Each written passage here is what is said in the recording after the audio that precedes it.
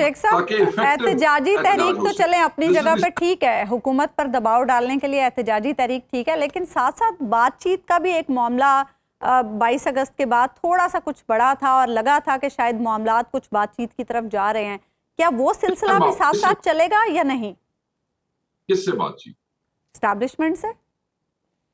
खान साहब यही कहते रहे ना मुसलसल कि हम बातचीत एस्टैब्लिशमेंट से करेंगे क्योंकि ये हुकूमत तो बेइख्तियार है। खान ने क्या नहीं जी, नहीं गल ही कोई नहीं है जी। खान साहब ने क्लैरिटी के साथ कह दिया था राब्ता कटने से पहले, आपको भी याद हो जी। और उसके बाद मैं मुसलसल यही कहता रहा हूँ कि खान का हुक्म था कि आप हर किस्म की एंगेजमेंट को खत्म करें, डिसएंगेज करें। अच्छा। ये नाकाबिले एतबार लोग हैं, ये छोटी एक जलसे पे दिया हुआ वादा पूरा नहीं कर सकते, तो ये क्या खान की जात के हवाले से को वादा पूरा करेंगे? तो खान साहब ने कह दिया था कि आप खत्म करें। लेकिन गंडापुर साहब के हवाले से जो खबरें आती हैं, ऐसा महसूस होता है कि जैसे गंडापुर साहब कहीं इंगेज हैं। बुशरा बीबी के मामले में भी एक खबर उड़ती उड़ती आई कि उन्होंने कहा कि इसमें मेरा किरदार था।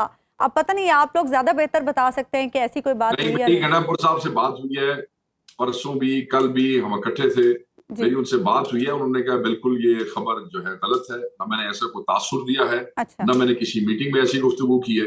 दूसरी बात है, आपने खुद ही कर दी, आपने कहा कि खबर उड़ती उड़ती आई है, तो उड़ती उड़ती खबर को हम कहते हैं हवाई खबर, और हवाई खबर का मतलब ये होता है इसमें कोई हकीकत नहीं। अच्छा शेख साहब, ये बताइएगा कि जुडिशल कमीशन में आपने शिरकत का ऐलान कर दिया है। अब जुडिशल कमीशन में आप शिरकत करके क्या अचीव करना चाहते हैं? क्या गवर्नमेंट पे चेक रखना चाहते हैं या आपकी अगली कानूनी स्ट्रेटजी का हिस्सा है? वकीलों ने मशवरा दिया है कि नहीं इसमें बैठे ताकि कल को मामला अदालत में जाए तो फिर हम पार्टी बन सकें। नहीं सर, ऐसी बात नहीं है। बात यह है कि हम 26वीं तरमीम की मुखालफत क्यों कर रहे थे? अदलिया की खुद मुख्तारी के ऊपर जो वो एक हमला था, जो उन्होंने एग्जीक्यूटिव के थ्रू जो है प्राइम मिनिस्टर का वो कंट्रोल जो है वो अदलिया के ऊपर थ्रू बेंचेस और थ्रू तैनाती ऑफ द चीफ जस्टिस वो करना चाहते थे। जो पहली कमेटी थी जिसमें हमने बैठने से इनकार किया, उसमें वो 9 थे, हम 3 थे। हमारा कोई कलीदी किरदार नहीं था। We were under protest. We didn't want to give the legitimacy end of the story. हमारा नंबर ही पूरा कोई नहीं था। हम जो मर्जी करते, ना कुछ रोक सकते थे, ना कुछ प्रपोज कर सकते थे। अब ये जो अभी भाई आया ना, ये कॉन्स्टिट्यूशनल उसका वाला मामला, इसमें हमारा कलीदी किरदार है। अच्छा। इसमें 9-3 नहीं है, इसमें 12 है, इसमें 5 जजेस हैं। हम नहीं बैठते तो हुकूमत वाले 7 हो जाएंगे, बैलेंस ठीक नहीं रहेगा। या हम अगर कुछ चीज प्रपोज करते हैं और हम अच्छे तरीके से कन्विंस कर लेते हैं 5 लोगों को, तो हम वो चीजें यकीनी बना सकते हैं, शेप अप कर सकते हैं।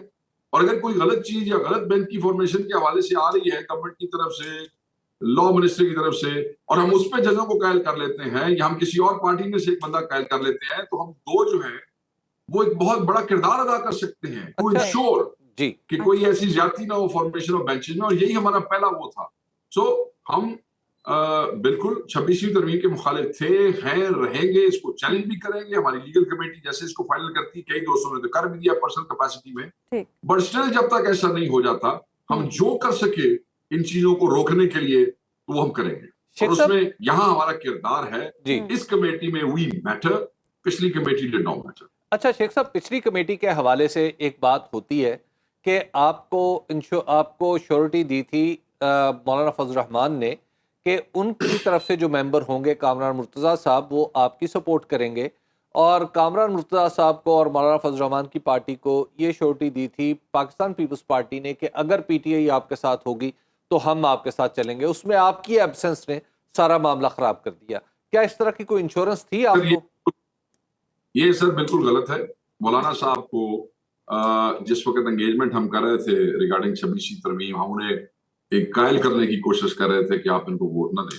उस वक्त बिलावल ने कहा मौलाना साहब को जी कि जो मुझ तक बात पहुंची है कि जी हम इस तरह कर सकते हैं, कोई ऐसी नहीं थी एक बंदा तुम्हारा हो जाएगा, बिलावल हमारे साथ हो जाएगा।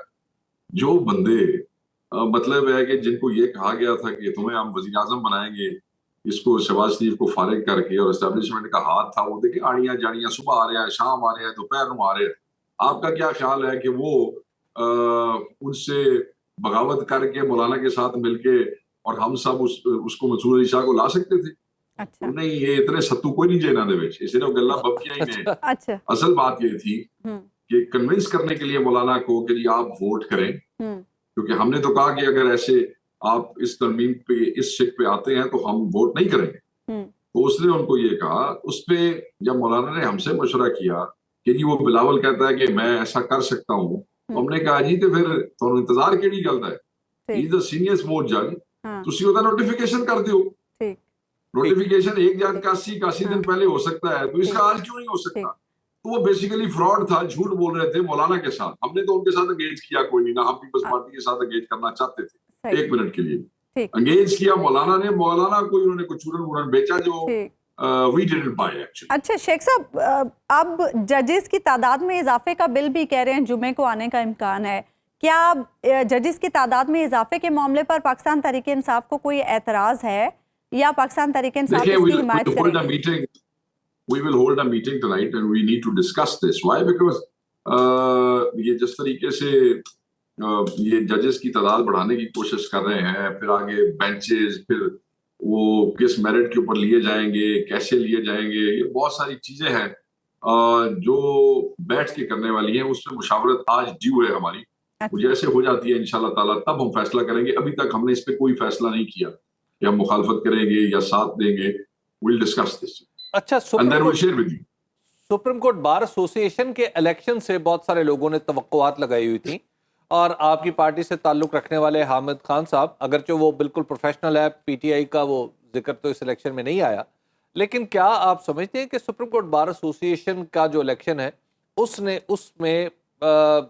यानी तकरीबन हुकूमती उम्मीदवार की जीत वो आपके लिए परेशान कौन है? देखिए, बात यह है कि इलेक्शन तो ये जीत जाते काकड़ साहब, अगर ये टाइमली सपोर्ट ले लेते। ये पीटीआई के पास आए सिर्फ इलेक्शन से 2-3 दिन पहले, तब तक लोग अपना फैसला कर चुके होते हैं कि उन्होंने क्या करना है। मैं फिर भी समझता हूँ कि अभी भी जो वोट उनको मिले, इतने ज्यादा इसमें पीटीआई का बड़ा किरदार है। आप ये देखें कि Hamid Khan group had never secured this many votes in KP जितने उन्होंने इस दफा लिए हैं। ये ठीक है वो लूज कर गया, मगर जितने वोट इस दफा केपी में लिए हैं ये सोच भी नहीं सकते कभी इन्होंने ऐसे लिए। वो सारा आखिरी 2 दिनों में हम जैसे कह सके हमने कह दिया, मगर अभी भाई और 2 दिन है तो इलेक्शन ही ना होता। ऑफ कोर्स, ठीक है। अहमद खान साहब इफ वांटेड सपोर्ट तो उनको बाकायदा तौर पे बड़ी एक्टिवली वो कैंपेन करनी चाहिए थी और पार्टी को इन्वॉल्व करना चाहिए था। ये इलेक्शन हम आसानी से जीत जाते। अभी भी उनकी मेहनत तो है ही है, मगर इसमें आखिरी 2 दिनों का जो क्या उसे हमारी सपोर्ट भी शामिल है। कैंपेन के ऊपर इनको तो ज्यादा तवज्जो करनी चाहिए थी। बहरहाल इनके साथ फिर बेईमानी की कोशिश भी की जाती रही है। फिर हमें ये पता लगा यहाँ पे पेशावर में भी और लाहौर में भी अननोन नंबरों से फोन भी आते रहे हैं, उन्हें थ्रेट भी किया जाता रहा है वकीलों को। सो इस दफा 100 बड़े काम हुए हैं और ऑब्वियसली हामिद खान साहब पीटीआई के सेनेटर है जी।